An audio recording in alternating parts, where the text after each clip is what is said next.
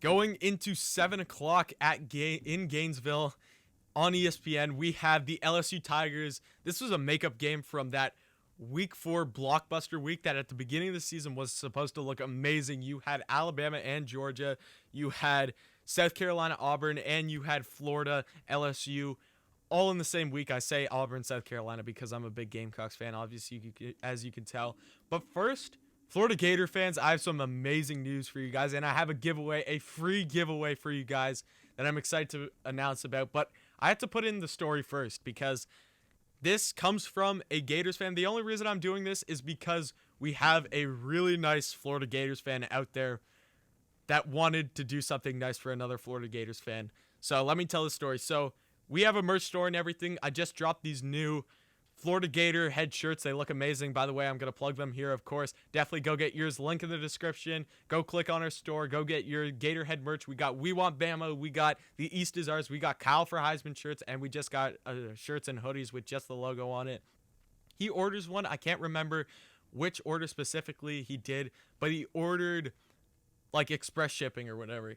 And we weren't able to because of COVID and everything. Everything's all mumbo jumbo right now. Like everything's so screwed up, so we couldn't get that to him in express. So I was like, he paid for it and I wasn't about to take his money. Like honestly, selling these designs for me isn't as much about making the money and everything. Like obviously I need something to be able to keep doing this and to be able to make profit and to be able to produce these shirts and everything, but I take huge pride in people buying my designs, and you guys telling me. I've had a lot of Gator fans say that they love this new logo, they love the designs and everything.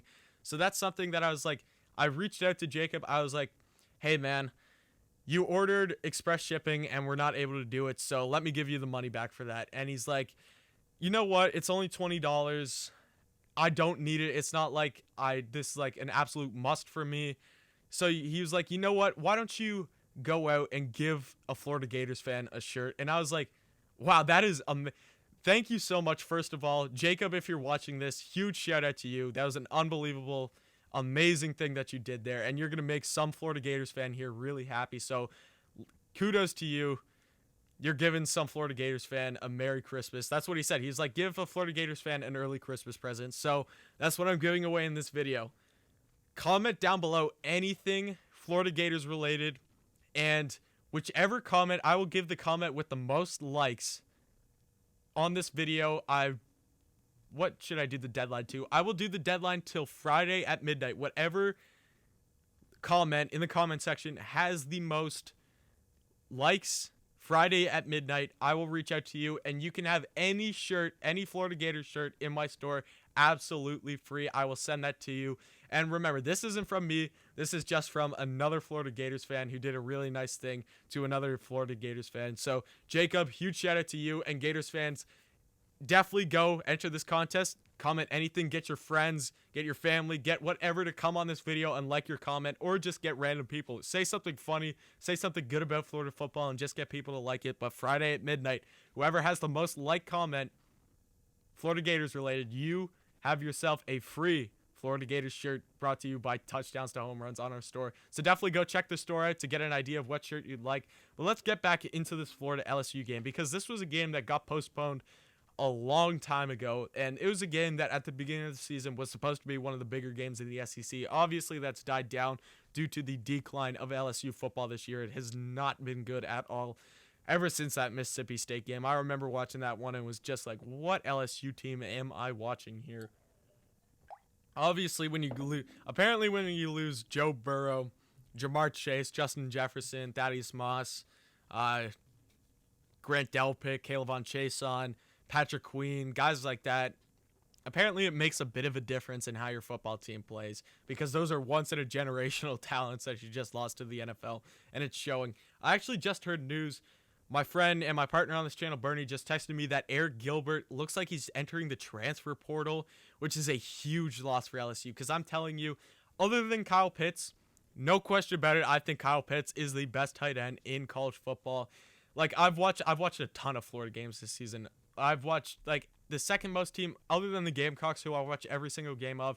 I've watched a lot of Florida games. I've watched a lot of Georgia games. I've watched a lot of Alabama games.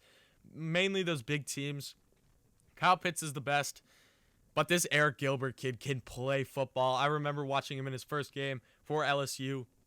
He's just he'll just go up and grab any ball. So whichever team is able to land him in the transfer portal, especially a team like Florida, if Florida could get him next year, especially after losing Kyle Pitts, you were just adding on to once in a generational talent at tight end. I'm pretty sure he's the top tight end ever recruited. Like in 24/7 sports history, I'm pretty sure he's the highest recruited tight end ever. So that's going to be a huge loss for LSU. LSU on all sides of the ball is just terrible. Just absolutely atrocious this year. Like, it has been terrible for LSU.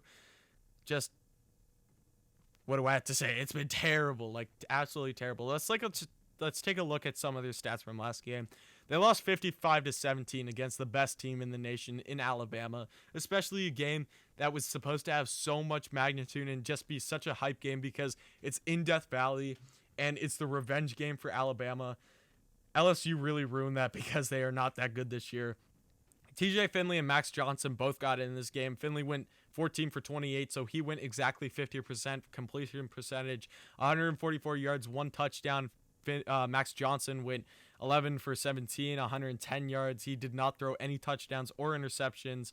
Emory rushed for 79.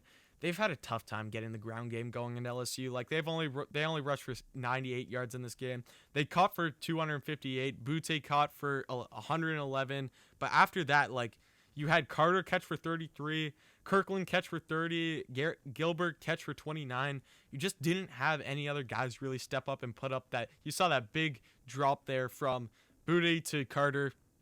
Just whoop. So the Florida game this week, very good. They did get out to a slow start. They did have errors on that team. Like, I watched that game. I watched pretty much the whole Tennessee-Florida game, although I had to cut it off at the end because I had to start watching my Carolina basketball team take on the Houston Cougars. I did watch the majority of that game, and from what I saw at the beginning, Tennessee did have their chances to take the lead in that game and everything. Tennessee had their chances to make that close, but in the end, Florida was able to come out with this one and clinch the East. They were able to win this one 31-19. It was a really even though I said that this was going to be a closer game than a lot of people thought so, because you're going into Knoxville, Tennessee. This is a big rivalry game for them. This is just a game for them to prove to themselves and the fans and everything that they're still a good team. A lot of teams in these rivalry games always will play up to their opponents and make it a close game, and that's what Tennessee did in this game. Like, you got to give them credit for it, but in the end, Kyle Trask, Kyle Pitts, who else? Copeland, their rushing game was terrible. They only had 19 yards. That's what I was about to say. I was about to say, like, Pierce didn't really have a good game at all. And what did he do? He rushed for 5 yards in this game, but they had 433 yards in the passing game. That's a big difference. Another 4 touchdowns for Kyle Trask. What is this guy doing? Like, what did he do this offseason? What did he drink during COVID? Like, did he take some, like, magic Gatorade or something like that just made him into this amazing Heisman player? Because he was good last year. I said that Kyle Trask was going to be a very good player this year. So I take huge pride in him taking a jump this year because he was a guy who was very high on this season. What did he do, though? Like, he must have been trading 24/7 because his leap, I want to see him. I want my Chicago Bears to take him so bad in the draft. Like, if he goes to the Bears, I'm buying a jersey as soon as they come out. Pitts caught for 128 yards. What's new? Kyle Pitts, best tight end in the country, maybe even the best receiver in the country. You'll get a big argument from Devontae Smith and, like, Jalen Waddle and Jamar Chase, even though he hasn't played this year. Tony caught for 108. Copeland caught for 57. Grimes caught for 55. Henderson, 27. Other than that, like, what happened in the defense? Like, there were no interceptions in this game. What was the turnover battle? Yeah, no turnovers, so it was a very clean game of football. Not many mistakes, but there's just some missed throws for Tennessee. I remember watching one that was deep on the sideline that I'm pretty sure would have been a wide open touchdown that Tennessee just missed. And it's stuff like that that just separates a mediocre team from a good team. Kyle Trask ain't missing those. Blah, blah, blah, blah. Florida wins this game. Going into this game, I really see this as Florida's game to lose. Nothing that LSU will do in this game will be enough to, like, beat Florida unless Florida loses it for themselves. Florida has been gone out, and they have been one of the most consistent teams the whole season on the offensive side of the ball. Obviously, the defense needs to step up. The defense, I saw a really good game against Kentucky. It was okay in this game against Tennessee, but especially a struggling LSU team. You're going up against a freshman quarterback, probably in TJ Finley.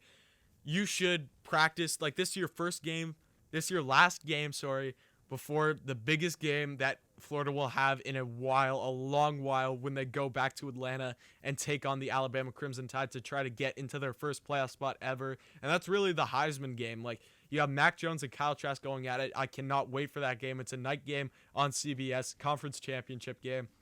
Lots of things to be excited for Florida football. So in my opinion, I said it, this is Florida's game to lose. LSU is going to have to go like +2, +3 on the turnover battle. They're going to have to get some defensive scores. They're going to have to get some special team scores, something like that, to be able to top Florida in this game. In my opinion, I think this is an easy one, especially that this game is in Gainesville. Give me the Florida Gators in this one as they hit a big stride. They get some momentum into that Atlanta game. Hopefully, the only thing that I could see going wrong in this game, if Florida's too focused on that game next week against Alabama in Atlanta, that's where you see LSU take advantage of that. But other than that, if Florida's focused in this game, I'm taking the Gators in this one, hands down. So give me the Gators.